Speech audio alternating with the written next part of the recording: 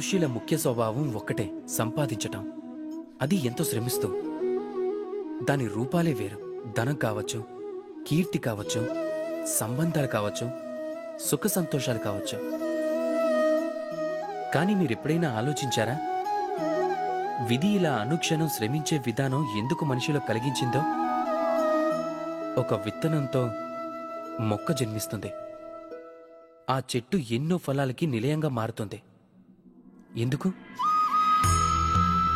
ఆ వృక్షం స్వయంగా ఆ పళ్ళని తినడానికా? లేదు, దాని ఉద్దేశం వేరే. ఆకలితో ఉన్న జీవులకి పంచటానికి. మీరు సందేహించొచ్చు ఇందులో చెట్టుకున్న లాభం ఏమిటా అని.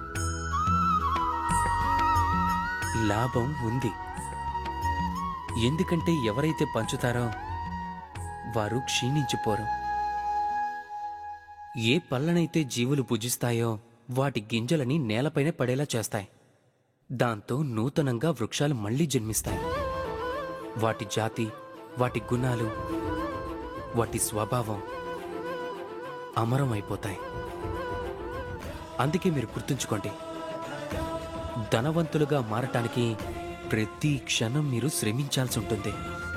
కానీ మీరు అమరులుగా మారటానికి మీ సర్వస్వం కూడా అందరికీ పంచాల్సి ఉంటుంది. రాధాకృష్ణ.